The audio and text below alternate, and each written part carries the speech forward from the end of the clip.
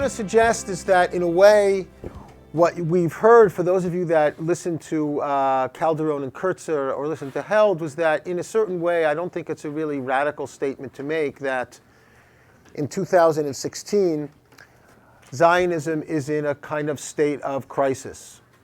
And what I mean by Zionism is in a state of crisis is that the two major branches, or two of the major branches of Zionism, political Zionism and religious Zionism, and of course there are other branches as well, are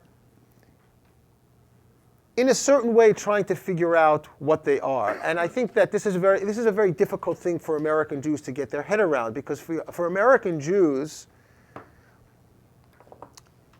what Zionism pretty much means for most American Jews, obviously not a lot of people sitting in this room who are more educated and more kind of aware of the complexity of Zionism as a movement or a series of movements, but for most American Jews, Zionism really amounts to a certain kind of advocacy of Israel, right? What I've called elsewhere pro-Israelism, as opposed to Zionism. Many of the American Jews who are, staunchly pro-Israel really know very little about Zionism.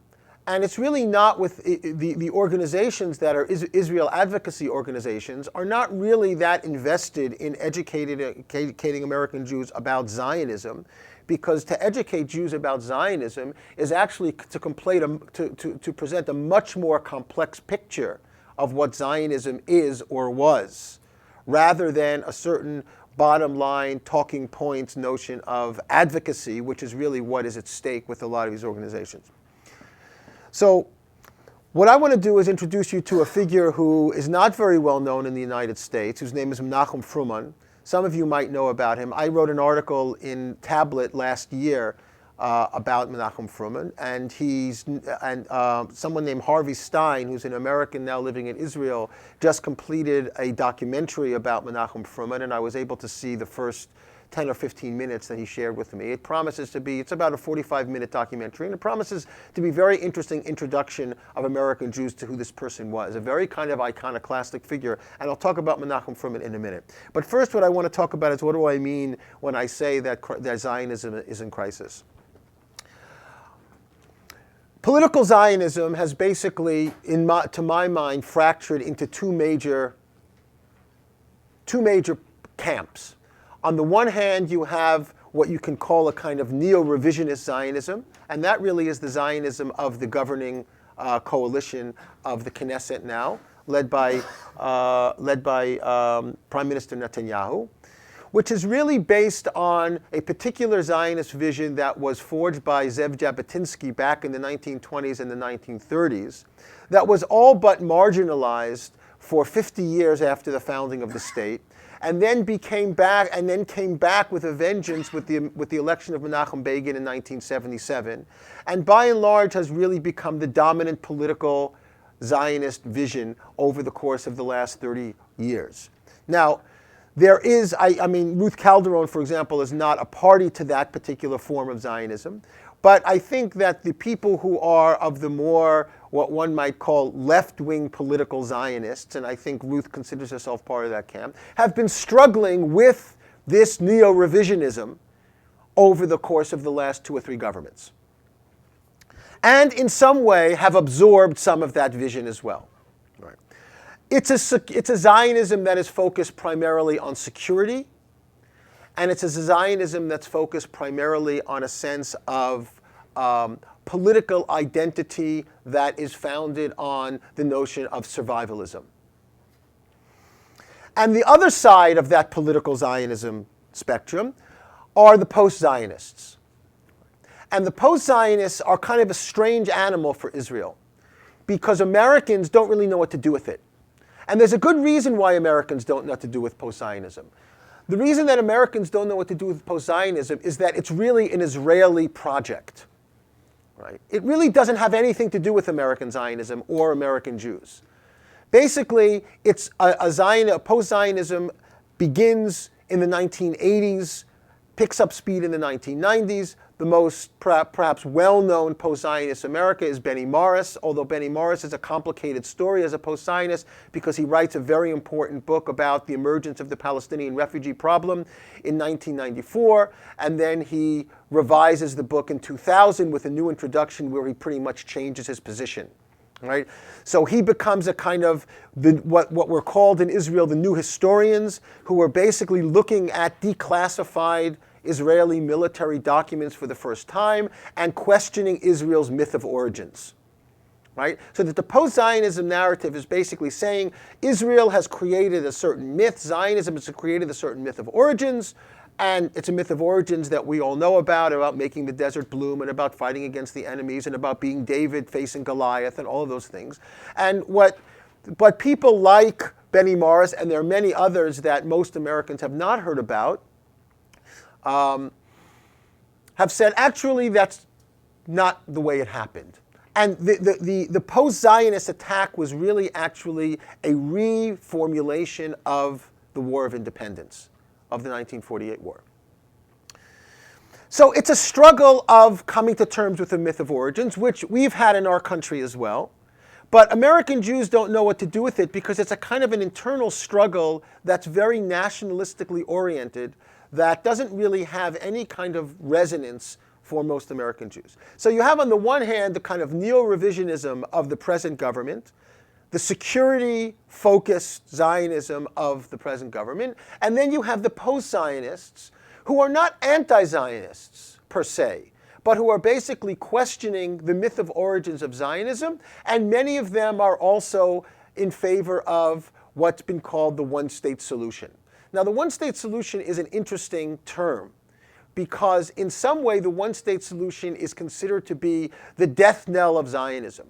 If you have one liberal state from the river to the sea, you basically have a country that is split pretty much 50-50 between Jews and non-Jews. So that the claim is if there was one liberal state, it would undermine the Jewish nature of the state. It would no longer be a Jewish state. Of course, the one-staters didn't create this out of whole cloth. There were Zionist groups back in the teens and the 20s who were in favor of a binational state, an Arab-Jewish state, as Zionists, not as post-Zionists, but as Zionists. It was a very small group of people. It didn't really have much influence. But it made the same kind of idea that a Jewish state from a moral perspective would be a binational state of Jews and Arabs that would retain a certain Jewish character, but also be able to give full rights, human rights, to the non-Jewish population. But of course, there is another form of one-statism, and that is basically the present state of Israel. Israel now is one state. Right? From the river to the sea, there's one state. The question between the difference between the present, let's say, the right-wing one-staters and the left-wing one-staters is not about one state, but it's about the nature of that state. What is that state going to look like? Is it going to be a democratic state, or is it going to be a quasi-democratic state? As Peter Beinart said, Israel is both a democratic state and a non-democratic state. It depends where you're standing. If you're standing in the West Bank, it's not a democratic state. If you're standing in Tel Aviv, it's a democratic state.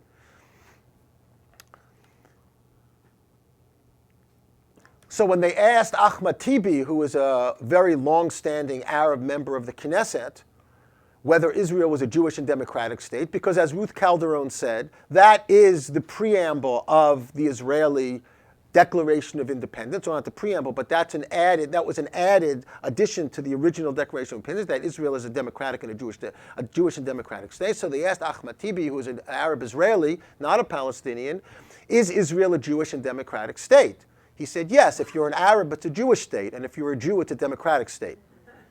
Right? Which in a certain sense captures the complexity of the present state of affairs. Now, if we go to the other side, to religious Zionism, we see there's also a split, or at least one would think so. That is the split between what's become the imminent critique of religious Zionism in the radical right, the Tag Machir movement, the price tag movement, the Lahava movement, the Hilltop Youth movement, young people who are basically rebelling against their parents' bourgeois religious Zionism, who are living in settlements, and basically saying that their parents have acquiesced to the state, and they become a movement that's actually critical of the state itself. Right? They often refer to Israel as Medinat HaShvela, right? The lowland state, and they're the hilltop people, right? Or Medinat Tel Aviv, right? The state of Tel Aviv. Now, what's interesting about these people is that they become a kind of critical offshoot of religious Zionism, something that Shai was talking about a little bit earlier. He wasn't talking about this group of people. And I think one of the most fascinating dimensions of the right-wing critique of the right is someone like Meir Ettinger, who is the grandson of Meir Kahane, who's the member of a group of people who are now actually advocating overthrowing the state. Right? Overthrowing the state completely. In other words, right-wing Zionism has reached a point where it has become, in its extreme form, anti-Zionist. Now, Kahane never actually advocated overthrowing the state. Kahane advocated seceding Judea from Israel and setting up a separate state of Judea, which would be a kind of Torah state, and let the state of Israel be the kind of secular Jewish Hellenistic state, as he called it. Now, of course, dividing the Jewish people into two states is nothing new. We've had that, in fact, in our ancient history.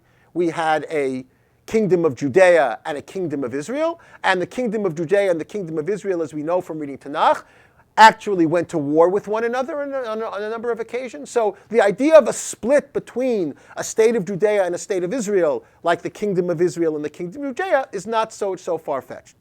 But it's interesting to note that there is a way of interpreting the religious Zionist narrative that actually becomes anti-Zionist. And I think that's what's so interesting about Meir Ettinger. Now, some of you may have seen recently in Haaretz, was it in Haaretz? I don't remember where I saw it.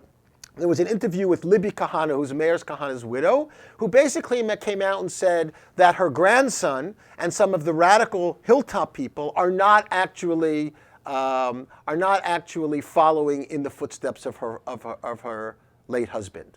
That they're not really Kahanists, they're actually further along that kind of critical right-wing line of Kahane. And I don't want to get into conversation about Libby Kahane, but I think actually she's partially right. Right? And I'll say she's partially right in the following way. I think if you look at Kahane, and I'll tell you, you'll see why why I'm mentioning him now. If you look at Kahane, his basic worldview, his basic career is divided into two. He has two basic pieces to his project. The first one is a tactical base, and the second one is a worldview. Right? And I think what Libby Kahane is right in saying is that her grandson and the group of these price tag people, these people who are actually burning down Arab mosques and basically destroying Arab property and committing acts of violence against Palestinians, and who are basically advocating overthrowing the state, have really adopted Kahane's tactics, but they actually haven't adopted his worldview. Whereas, I think, the present government has adopted his worldview, but not his tactics. Right? So in a sense, when people in Israel say, Kahane menatzeach, Kahane has won, they're actually right. Right? In some way, they're actually right. And we can talk about this in question and answer. I mean, I know I'm throwing out a lot of things that perhaps is somewhat provocative, and I want to basically leave a lot of time for questions. So, what I want to suggest, what I want to introduce is another element to this split. So you have the political Zionist split between the neo-revisionists and the post-Zionists. You have the religious Zionist movement, which is in a state of crisis, which is experiencing a split toward Meir Ettinger and the Hilltop Youth. What about the other side? Is there actually a liberal critique of religious Zionism, right? Which I think is really embedded or embodied in Menachem Froman, right? Which I think is advocating a kind of religious post-Zionism, right? Different than the post-Zionism of the secular post-Zionists, but as interesting a critique of religious Zionism as the post-Zionist critique of political Zionism. So a lot of this basically rests on a notion that all of us are familiar with, the notion of that's called Greater Israel. Now, Greater Israel is basically an idea that was born in a certain way in the 1960s and then became part of government policy in the 1970s. The Greater Israel ideology is an ideology of Israeli expansion beyond its 1948 borders to include the West Bank and the Gaza Strip. So after 1967, when Israel occupied, as a result of the war, the West Bank and the Gaza Strip, and the Golan Heights. The Golan Heights were very quickly annexed into Israel. There was a lot of kind of complicated negotiations about what to do with these occupied territories. And anybody that wants to read a great analysis of this, I think Gershom Gorenberg's book, An Accidental Empire, is one of the great studies of how Greater Israel came into being. Right? And it was really not an ideological movement, an ideological decision, rather than a decision that was a non-decision. Meaning that the Israeli government after the Six-Day War simply didn't know what to do with the victory. Right? Some of you might have seen the movie Censored Voices. Have any of you seen the movie Censored Voices? If you haven't, you really should see it. It's a fantastic movie made by Avram Shapiro and Amos Oz, who went around and interviewed Israeli soldiers a week after the Six-Day War. Right? Excuse me?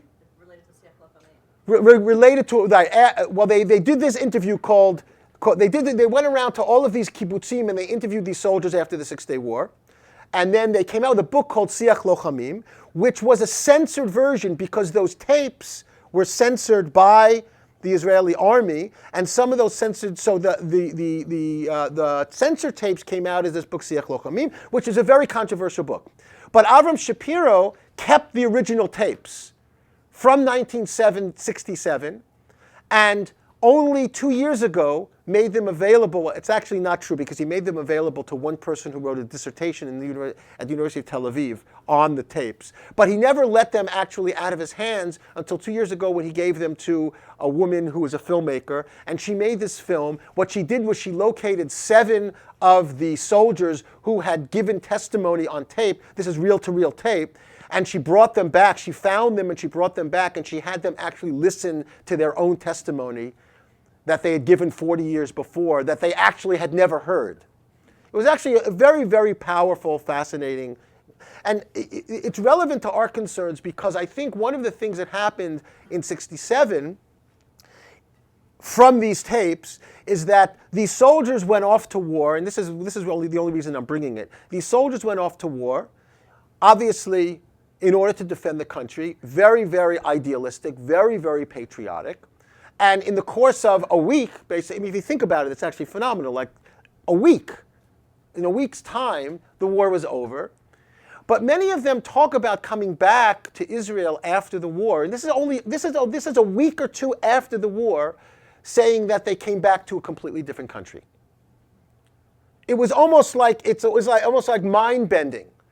It's not like you go off to Vietnam and years later. No, basically 2 weeks ago you had a country, and now you have a different country. Right? And I think that was part of the problem of the Israeli government too. I mean, in a way, what happened in '67, the difficulties, and part of the reason that we're in a situation that we're in, whatever we think about it, is that it almost happened too fast. There was no way to be collate. There was no way to actually absorb the changes that happen. You can imagine a country grows in size by 1/3 in the course of 7 days. So Greater Israel emerged out of this particular idea that it's an expansionist ideology that there should be one country from the river to the sea. Of course, the problem is demographics. You annex the West Bank. In a democracy, you have to then grant citizenship to all of the people in the West Bank, and then you ruin the Jewish nature of the country, which is why they couldn't do it, right? Which is why you had theories like transfer, for example, of transfer. If you transfer the Palestinians out of the West Bank and Gaza, you can annex the land and you can retain the country as a Jewish country. Anyway, we all know the story. Well, the greater Israel ideology is very important for the following reason. Because it begins in the 1960s as a religious ideology. And it becomes, by the 1970s, a political ideology. And the fusion of religion and politics here is really exactly, in a way, what becomes the fulfillment of the religious Zionist dream, and also its undermining, its demise.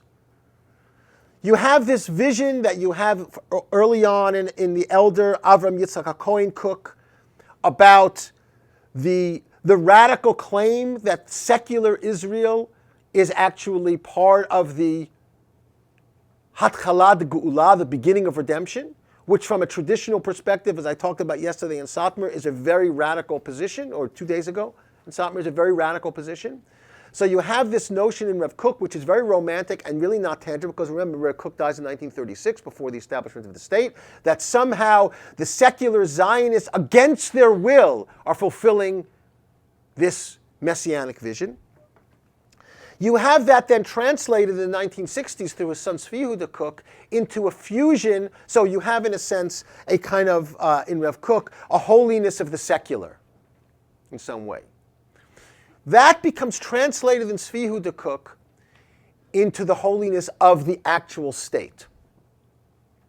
So you have the notion of the holiness of the land, which exists throughout, and the holiness of land, of course, exists way before Zionism. I mean, it's something that filters through the entire trajectory of the Jewish tradition, the notion of Kedushat Haaretz, and there are many different laws referring to the holiness of the land, and laws that you can fulfill in the land that you can't fulfill outside the land. So you have this notion of the holiness of the land.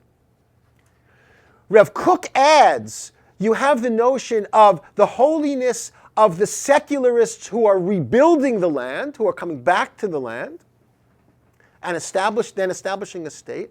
And in Tzvi Yehuda Kook, you have the holiness of the state itself. So that from Rav Tzvi Yehuda Kook's perspective, going to the army becomes a mitzvah, a religious act. And so you have the fulfillment of that fusion of the secular religious ideologies that are focused on the land, but now it's not only Kedushat Haaretz, it's Kedushat HaMedina. The state itself becomes holy. And that, in a sense, becomes the ultimate fulfillment that becomes concretized after 1967. There was a movement that preceded Gush Emunim called Gachelet. And Gachelet was basically a bunch of adolescent yeshiva students who were students of Tzvi Yehuda Kook. Now, what's interesting to remember about Tzvi Yehuda Kook, the son, is that he was virtually unknown until he was discovered by these young yeshiva students who were rebelling against the bourgeois choices of their kibbutz hadati parents, right? Just like the hilltop youth are rebelling against their settler parents, the Gachelet were rebelling against their bourgeois kibbutz hadati parents, and basically found Tzvi Yehuda Kook, really literally found him. I mean, he was basically almost an unknown figure until he became the kind of figurehead of this young movement. And a lot of very important Israeli leaders emerged from that. Hanan Porat emerged from that, who became a very important Knesset member. Chaim Druckmann, who became the Rosh Yeshiva of Kerem V'Yavna, and Menachem Froman, who is the person we're going to talk about today. Right? These were young people who attached themselves to Rav Kook's son and built a religious Zionist vision that was supposed to be a kind of Rav Kook 2.0. But Jerry is right that the original settlers, if you go back to immediately after 67, you have Yitzhak Tabenkin of the Shomer HaTzeir movement, and you have Achdut Avodah, and you have various other kibbutz movements from the left wing kibbutz who were settling mostly in the Golan. Right? So that it wasn't only the religious people that were doing it. It was the kibbutz movement. You know, what happens in the 1960s is that there's a feeling of a certain kind of ideological vacuum. Their parents fought in 1948. They founded the state. Many of them were Holocaust survivors.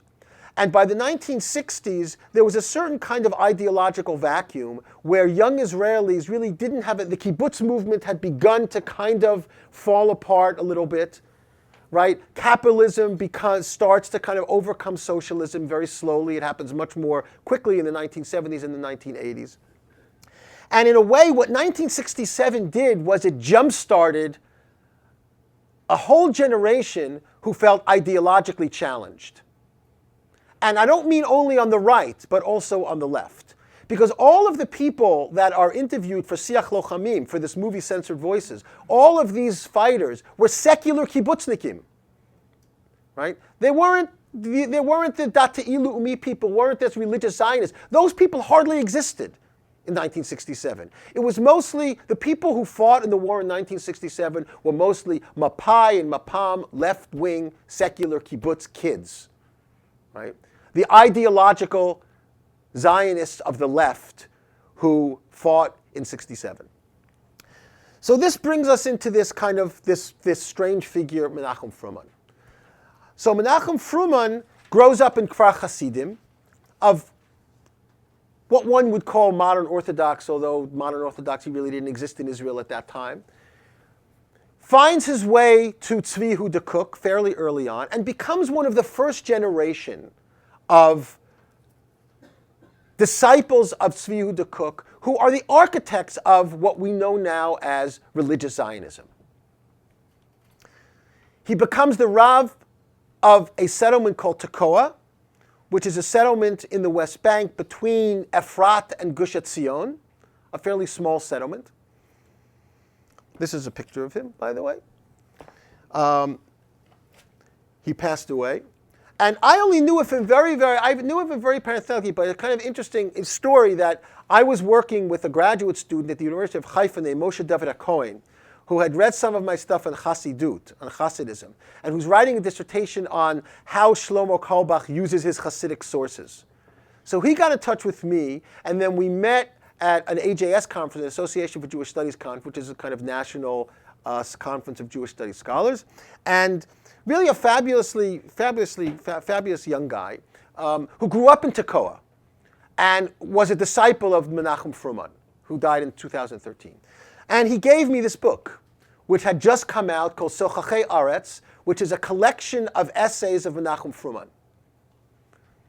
And in going through the essays, and there's also a second volume of poetry, and now people are coming out with other things, I realized that what Froman was doing was actually creating a kind of the second part of the kind of breakaway of the religious Zionist movement. You have the breakaway to the right with the Hilltop Youth, and then you have in Froman a breakaway to the left. It's a critique of religious Zionism. And what I wanted to do, I thought the best way to do this, rather than just simply talk about him, is to go through one of his texts, right, with you, and try to see exactly what he's up to. So this is an essay that he publishes in 1998, right? 1998. Important because it's after Oslo and before the Second Intifada, right? It's after Oslo, before the Second Intifada. So that's the context. And it was a drash, or a sermon that he gave on Hanukkah. So let's read a little bit. In relation to the upcoming festival of Hanukkah, there has already been talk of comparing the natural, historical, and spiritual realms of the holiday, which of course is kind of the classic Zionist, right? Zionism, basically, one of the holidays that Zionism re-owns is Hanukkah, right? Because Hanukkah is, in a sense, the real Zionist holiday, right? It's the holiday of military conquest, right? Of the Hasmoneans defeating the Greeks.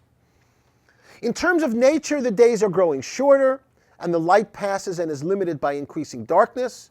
Historically, it was a time when Israelite culture was being diminished and limited by Greek culture. Nevertheless, the Israelites were able to overcome that challenge.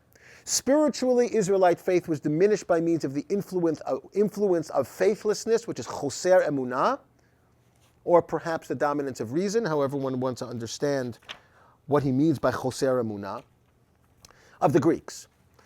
And he bases now his drash on a short excerpt from Rav Avram Yitzchak Kook's Orot Emunah, which is part of the corpus of Rav Kook's writings. The first Hebrew line, I'll read it in Hebrew and then in English. The Hebrew goes, Emunah yoter mahamida michaleh olamhi. Faith that extends beyond itself or beyond its measure brings destruction to the world. And this is not only regarding faith in things that are false, but even emunat emet, true faith. When faith works on the individual and collective soul beyond its appropriate measure, it becomes diluted with other physical and spiritual forces. This then becomes destructive. Now, what is Rav Kook talking about? Rav Kook is writing this in the 1920s. So Rav Kook is basically coming from a community of the Yishuv HaYashan, of the old settlement Orthodox Jewish community, who are resisting the Zionists, right? And Rav Kook is basically trying to make an argument why the Zionists, the secular Zionists, who are now coming in the second and third Aliyah, are, in a sense, actually fulfilling God's will. And of course, his Orthodox community is saying, can't be. It can't be. It's dissonant. It can't be. These people who are eating non-kosher food, who are not keeping Shabbos, who are not praying, who are not in... It can't be, right? And Rav Kook is saying that can't be is the overextension of faith. Right? That can't be is the over... In other words, there's a way in which they're actually right, but yet even their emet is destructive. Because it's the way in which faith makes it impossible to see the changes that are happening in the world. That's the argument that he's making. Right. The Rav raises an issue here that should be surprising, especially coming from the chief rabbi of Israel, or of Mandate Palestine, as it were. He claims that faith, even true faith, when it extends beyond its limit, becomes destructive. What could he mean? What's implied here? Apparently, the Rav wants to equate the experience of faith with mystical experience. When an individual or collective soul gets too caught up in divine perfection, hashlamot hagdola biyoter, that which is beyond cosmic perfection, this admixture destroys the individuality of the singular person. In this respect, it is a death force, or at least a force of confusion and destruction. Faith can blind one to the reality of divine will, with good intentions. For this reason, Rav Kook says, there will always be those in the world that will rebel against faith, despite the inherent strength of faith, in order to bring the situation under control. This way, the world can receive the good that is in faith in proper measure. So, in a sense, what he's saying is that the overextension of the faith of the Orthodox community that was resisting Zionism gave birth. It's a classic Hegelian move. Gave birth to its own negation. Right? That the secular Zionists are simply part of the process of history, which comes about when any true act of devotion blinds itself from the reality. And that this negation, the negation of faith, the secularism itself, is necessary to bring the overextension, to bring the faith community back from the precipice into a place of being able to see the reality.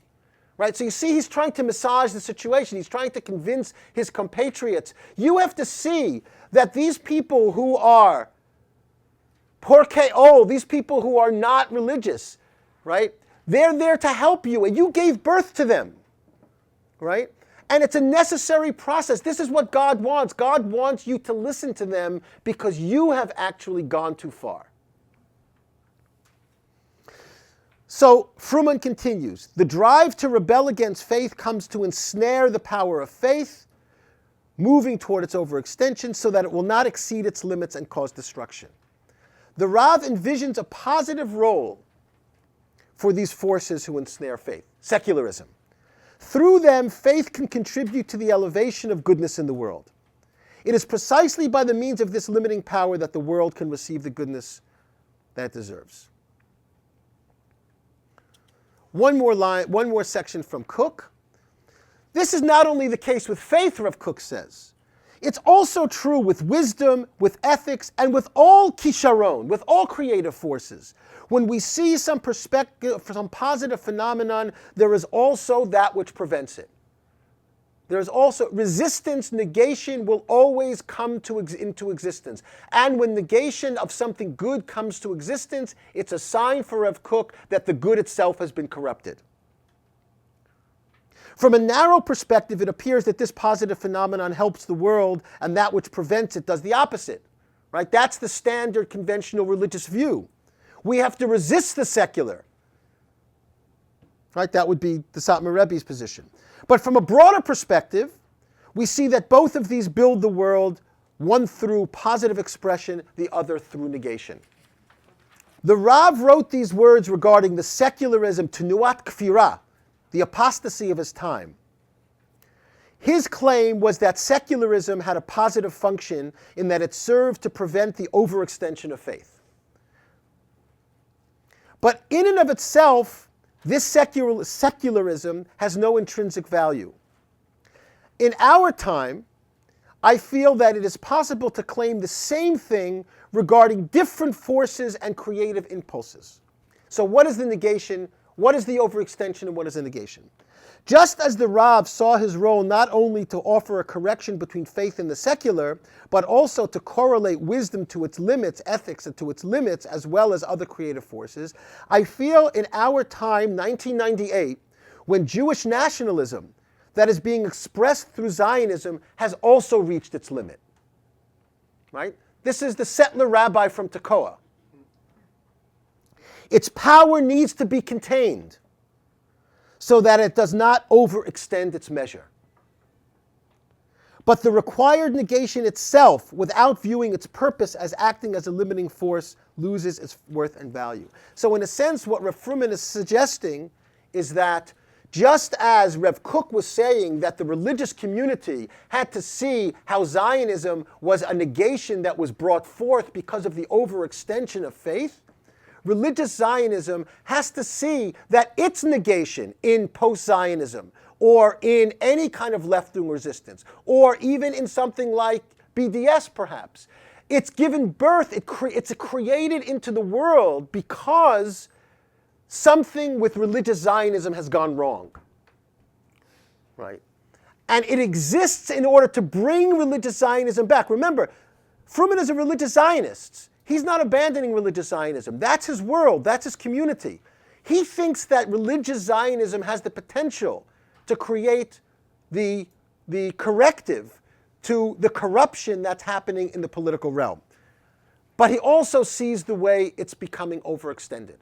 This isn't even 1998. This is before the Hilltop Youth. This is before Tag Machir. This is before all of this. In a certain way, this is written, there's certain kind of prophecy to this because the overextension of the religious Zionist movement, the way that the religious Zionist youth have rejected their parents, right, and basically adopted the tactics of Kahana and want to now overthrow the state that their parents actually were committed to building. It is after Yigal Amir, yeah, and in a certain way it's a reaction to Yigal Amir. Right? Yigal Amir was like the first spark of what has become now a full-blown movement. Right? Yigal Amir was one individual. Now, of course, he wasn't one individual. There was a whole community, and there was a lot of rhetoric, and there was a lot of soul searching that went on. Rev Amital's famous speech after the Amir assassination, Aaron Lichtenstein's famous speech of saying we have to actually figure out what's gone wrong with our community that this has happened. Right? Now, if you look at Aaron Lichtenstein's speech and you look at Amital's speech, and now you look at what's happening in that community, you can see the way in which those warnings were simply swept aside. Now, I want to go back to the second page again. And this one line in Rav Kook. Again, he gets very, very Hegelian here. The first indentation. The final generation of every epoch, of every tkufa. Now, Kook is speaking in purely metaphysical language, right? The final generation of every epoch generally comes with the power of negation. No epoch is complete without utilizing the most refined dimensions of its spiritual influence. By means of this influence, it almost certainly extends beyond its limit. So Rav Kook is almost saying this is the natural course of events, right? What happens is you have a movement, it's emunat emet, it's true, it's right, it's doing God's will, and by the course of nature or metaphysics or cosmology or whatever, it always will eventually overextend itself. And that overextension is the sign of the end of the era. Something is going to come to resist it. Something is going to emerge that's going to actually potentially destroy it, unless that movement that's being overextended pays attention and pulls back. That's how it can save itself. This is another essay. It's an op-ed that he wrote in 1995, a little bit earlier. In school, we were taught a formal principle that if a person wants to build his world, as beautiful as it may be, by means of destroying the world of another, as impoverished as it may be, this is the sin and its punishment. The lesson one learns from this is simple. It is forbidden for Jews to build their return to Zion at the price of the Arabs. It is forbidden for settlers to build their settlements, even if they're beautiful and rooted, in the midst of the destruction of the world of the Palestinians. This is a Rav of a settlement, right?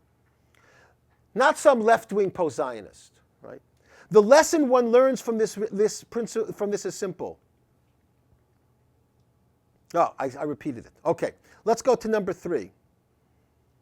For my people, I hope that nationalism will be expressed less through political means and more through cultural means. And one who in any case expresses their song of hope in that which exceeds the boundaries of Zionism. Exceeds the boundaries of Zionism. It's possible to respond that this is a claim to be a post-Zionist and not a pre-Zionist. And I would not recoil here from using the elder and great Hegel. It is possible to hope that the Jewish people will in the future succeed in building a synthesis of an intimate collective religious form of Judaism and a positive and passionate vision of Zionism. And then the last quote, and then I have a few closing remarks. There is a contradiction. Now he's quoting from Uri Elitzur, who wrote this in 1994 in a settler journal called Nikuda. This is from an op-ed from 1996. There's a contradiction between hating the Arabs and loving the land. We, the settler movement, have to decide which of the two we want to choose. To be more specific, if the movement for the land is not successful in overcoming its weaknesses and does not realize that it must develop ties with the Palestinians, it will not succeed in building a country that can stand the pressure from the outside and, more importantly, from the inside. So here's what one of the things that Froman does. Froman says, what's one of the overextensions here? One of the overextensions, there are many, one of the overextensions is the fusion of Greater Israel as a religious ideology and a political ideology. Froman is totally committed to Greater Israel as a religious ideology. Totally committed. And he's totally against Greater Israel as a political ideology. Right. So he, with Yoel Ben Nun and a number of other people, basically made the claim, I am fully willing to stay in my home in Tekoa and become a citizen of Palestine. My desire to live in Eretz Yisrael is not identical to my desire to live in Medinat Yisrael, to the state of Israel. Now, that's a very interesting move, and everyone says, oh, you know, that's so unrealistic and it's so utopian, of course, they would never let you live there. That's missing the point. It's a very tactical move. he is basically severing the fusion of state and religion.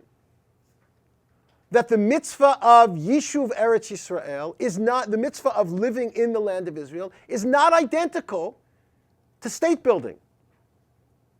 In some utopian way, maybe it would be, or maybe it will be in the future, but the reality is, if we build our state at the price of the Palestinians, we have undermined the religious vision.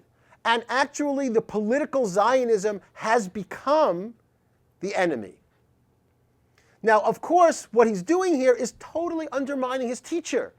Because who was the one who actually advocated the fusion of state and religion, of the holiness of the state? It was Tzvi Yehuda Kook. It was his teacher. Right? So here you have this kind of iconoclastic settler rabbi, totally committed to Greater Israel as a religious ideology. Jews should be able to live anywhere from the river to the sea as a religious principle. If I live in Tekoa, I'm fulfilling the mitzvah of Yishuv Eretz Yisrael. If I'm doing it at the expense of the Palestinians, I'm committing a sin. That's basically what Froman is saying. Right? So that politics becomes the undermining of the religious vision, as opposed to the fulfillment of the religious vision. Right? This is a kind of what I call a religious post-Zionism. Now, why is it post-Zionism? Because in a sense, it's not a post-Zionism the way the secular left-wing post-Zionists are, to say that we're going to actually question the very legitimacy of the existence of the Jewish state as it is, because from the left-wing post-Zionist perspective, looking at the declassified military documents from 48, Israel was born in sin. That's the basic post-Zionist narrative. Israel as a Jewish state was born in sin. What you do with that depends who you are, right? If you're Ilan Pape, if you're Baruch Kimmerling, if you're Uri Ram, I mean there's a whole group of post-Zionists that have very different things, very different solutions. But the basic position of the left-wing post-Zionism is Israel was born in sin. 1948 was an act of transgression in terms of what the Israeli army did in terms of evacuating villages, and then the 1952 Land Acquisition Act, which made them unable to return. And remember, like in 1949, 1950, when Ben-Gurion was contemplating letting the Arab refugees back into the new state of Israel, which would not have actually caused a demographic problem then. How many were there? 60, 70, 80,000, right? Or whatever the numbers are. And he refused to do so. People like Hannah Arendt and Martin Buber said, and they were both Zionists, said this is a horrible mistake, right? This will come back, and this will bite us in the future. You're helping to create enmity between us and the world around us. Anyway, we can talk about that in a moment. So, Froman's religious post-Zionism is not saying that Israel was born in sin. He doesn't think that Israel was born in sin. Right?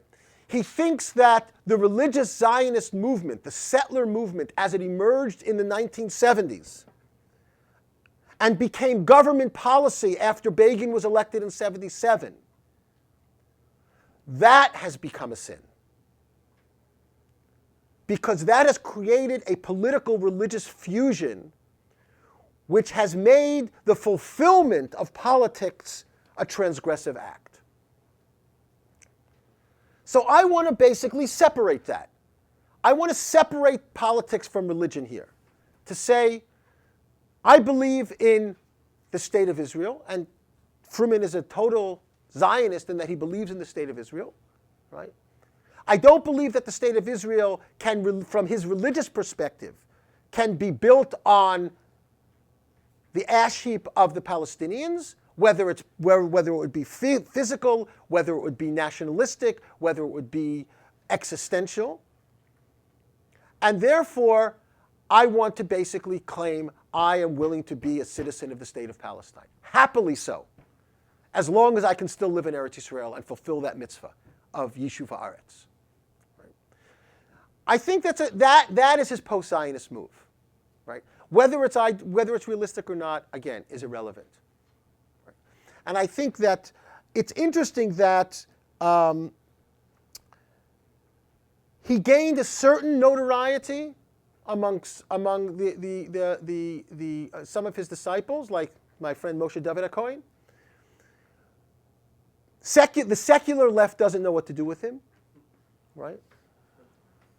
The religious right think he's a traitor, just like the old settlement Jews thought that Rav Kook was a traitor, right? Because Rav Kook was saying the same thing to his community that Froman is saying to their community. Your truth is false, right? There used to be, when I taught at JTS, I remember this. Anyway, when I taught at JTS, I used to daven in the shul. People been to JTS know where the shul is? Or Bill, of course, knows. And I used to, in the back, there's like a place where you can put your tefillin. I used to put my tefillin on in the back, and if you look out the window onto Broadway, there's a brick wall that where the train comes up over ground, right? And there used to be a graffiti on that wall, and the graffiti said, "The truth is a lie," right? And for like 3 years, every day I put my tefillin on, looking at that graffiti. That was my kavanah for davening, right? And in a certain way, that's what Froman is saying, and that's what Kook is saying. The truth is a lie, right? That the emunat emet, that truth can also be false. So that's basically Froman's critique. Now, how does it manifest itself? It's a very interesting way. Froman was an anti-secularist. He believed that religion really held the possibility of solving the crisis, but a very particular kind of religion. So Froman said, I'll meet with anybody. He met with Sheikh Yassin of Hamas. He met with Yasser Arafat a number of times, right? He had people from Hamas and from Fatah. Dozens of them came to his funeral, right? He was a person who basically said, I'm willing to talk on the level of politics, no. On the level of spirituality, on the level of the beauty and the holiness of this land. And he says, we have to understand the Palestinians see this land as holy as we see the land. We can't deny their holiness in order to affirm ours. So he was willing to meet with anybody. And he did meet with many people. I mean, Sheikh Yassin was a pretty nasty guy, right? So in a way, he becomes so iconoclastic that nobody really knows what to do with him. The left doesn't like him because he's anti-secular. The right doesn't like him because he's basically undermining their religious vision. So he has this small community of people around him. He's almost completely unknown in America. I mean, when Harvey Stein's documentary will come out, he'll be more known. None of his stuff has been translated into English. I mean, what you're reading here is my translation, but none of the stuff is translated in English. But I think, I have problems with his vision also. I think he's somewhat, has this and that, which I don't like. But I think it's an interesting example if you want to look at Zionism as a crisis. Politically, the post-Zionists, the neo-revisionists. Religiously, the hilltop youth, and Froman. Right? I think that's one way of looking at the situation as it exists today. So let me stop here and leave time for questions. Thank you very much.